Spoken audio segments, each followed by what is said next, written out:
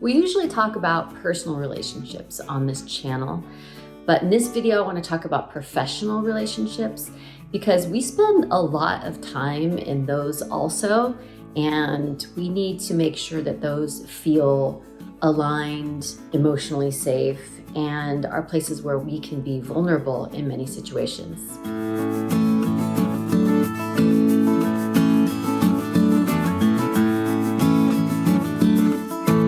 I'm Stacy Rocklein, and I'm on a mission to eradicate loneliness. And that obviously relates to our relationships, but professional relationships matter too. And I have a couple of stories to share. The first one is that I recently published a book, and you can pick that up at the link. But I also did an audiobook version of it because most people that I come in contact with prefer to listen these days. We're very busy, and it's a way we can do two things at once. So I decided to record the audiobook myself because I just really like when I hear the actual author reading their book. And that meant I had to find a local studio to do the recording because I did not feel that I could do that kind of editing and did not want to learn how to do that. And so I found a studio I liked. I had an interview, felt good about the person interviewing me. And all of a sudden I have like a schedule, like an appointment to begin the process of reading my audiobook. So at this point, what I am nervous about is how my voice sounds. And I'm nervous about reading aloud in like good pace without making mistakes and being clear. And so that's all I'm thinking about as I go in. But then I find myself in this studio. It's just me and one other person who up to this point has been a stranger. I am in front of a mic and reading, and he has my voice in his ears, has his back to me, and he's looking at his monitors and he's following my script so that as I read, he can stop me if I make mistakes so I can redo it in real time. And as I begin to read, I have a full nervous system reaction. I'm shaking, my hands are shaking, my voice is shaking. I feel the same way I feel when I'm in a high stress conflict situation. It kind of feels like a fear response. It's coming across in my voice. We're recording my voice and I am just shaking. And it takes me, I read the preface, I read the introduction. It isn't until I get into chapter 1 that I start to finally calm down. Eventually, I get to know this person more and was very lucky that we had a relationship that felt really emotionally safe, at ease. I felt at ease. And that's really important because I was there reading very vulnerable stories about myself, and I just hadn't taken that into account. I hadn't thought about the fact that if I don't feel comfortable in that situation, that's going to be the biggest problem with recording this audiobook, is that I'm not going to get through it. It's going to come across in my voice if I am not comfortable. So I got really lucky. This person really made me feel comfortable. I had many more hours after that I needed to record, and it was easy to do because of how that person made me feel. This was a professional relationship, but that rapport was super important. If I had been with someone else who hadn't made me feel that way, I don't think that the project would have turned out to be something I'm proud of, and I'm very proud of this. And you can get the book or the audio version at the link that I'm gonna leave. And the audio version is obviously read by me, but it really got me thinking about all of our professional relationships and kind of both sides of them. So on the side where you give a service or, you have clients and customers, especially if you spend a long time with them, that has to feel good to you. When I was a brand new coach and I just wanted to quickly build my practice, I would take any client. And I have had clients that I just really dreaded that hour with them. It was not a good match for me, probably the other person too. And it took me a while to figure out that I had to be really discerning when I'm on an exploratory call with someone to make sure that I'm going to want to spend time with them because we're going to log hours together.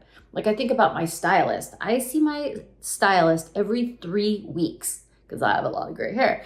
And we spend an hour and a half at least with each other during that time. That's more time than I spend with many of my closest friends. If I don't like that person or she doesn't like me, then that's just like a terrible professional relationship. So we have to be brave enough to say no to people that don't feel like a good fit, to be really careful who we say yes to. And sometimes when we've gone in too far, to actually fire a client when it doesn't feel like a good fit. That's like if you're the person providing the service. Let's like go to the other side. And what if it's just a place you go? Like I have a dentist office that I cannot speak highly enough of them because every single person in there is amazing. I have all of the hygienists are great, but I have a favorite and I always book it with her.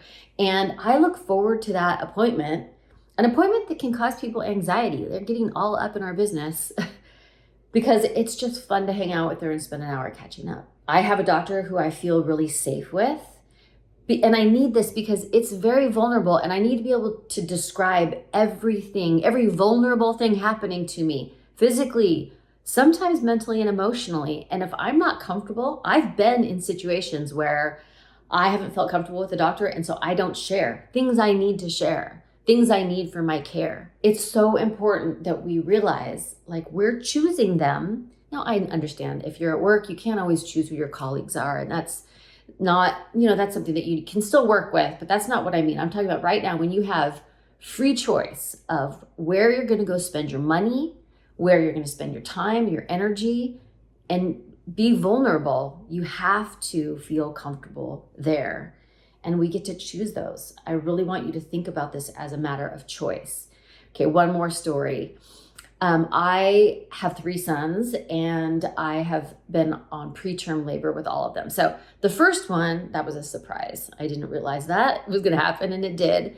And it was scary. It's really scary when you are trying to stay pregnant until the end of a pregnancy and your body is doing its own thing. I moved after I had him, got pregnant again. And so I had to get a new OBGYN. So I found one and I explained what had happened in my previous pregnancy. And she just really didn't take me that seriously. I was like, no, it was kind of a big deal. And they say that this can happen again. And she was like, yeah. I mean, she didn't weigh it at all.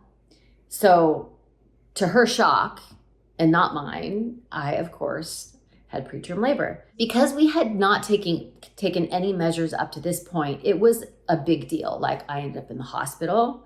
I ended up on a medication that you're supposed to be really careful with because you can toxify really quickly, and she was not careful.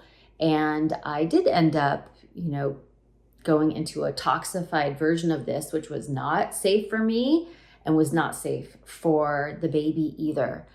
And I knew in my gut in the first few appointments when she wasn't listening to me that it wasn't a good fit.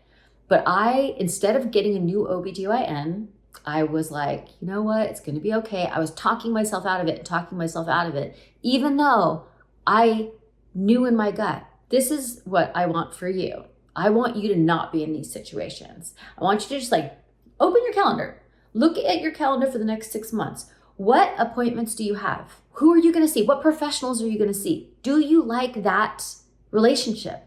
If you don't, go find one that you do like. Try a few out. I have a client who really wanted a new therapist and took the time to go to different therapists to feel them out to see if they were a good fit until the client found the perfect fit. And they're so happy and content now. But a lot of times we just don't do that. We go to the next therapist or dentist or OBGYN or stylist and we just feel like that's it. We made our decision and we're stuck there, but we're not. These relationships, they have to make us feel safe. We have to feel at ease. We have to feel comfortable. That matters. And we have to be brave enough to say no, or I quit, or I can't see you anymore, or I just need to find something that's better aligned, so that in all of these situations, we can be vulnerable. Because as we know, that's huge in relationship, the ability to be vulnerable. That's how we get the care we require. That's how we get the connection that we want in our regular relationships. And it matters in professional ones too. So just think about it. Think about if you need to make any adjustments. If you have clients that make you feel bad, it might be time to say goodbye and open up that spot for someone you're going to truly enjoy spending time with. And in the meantime, this is out. The book is out. It is out in all formats: hard copy, paperback, ebook, and in Audible that I've read. So go to the link and make sure that you jump over and get your copy. Reviews are always welcome. Honest reviews, they don't have to be positive if that's not how you felt about it. But I hope there's something useful in there, because it's a step-by-step guide for getting emotional freedom from everything that's happened to you, so that you can really live the life that you deserve, that you desire, and you can have deep, meaningful relationships because you don't get stuck. You're able to forgive, release yourself, and to move closer to the right people. Okay, make sure you grab it today. Okay, I'll see you next time.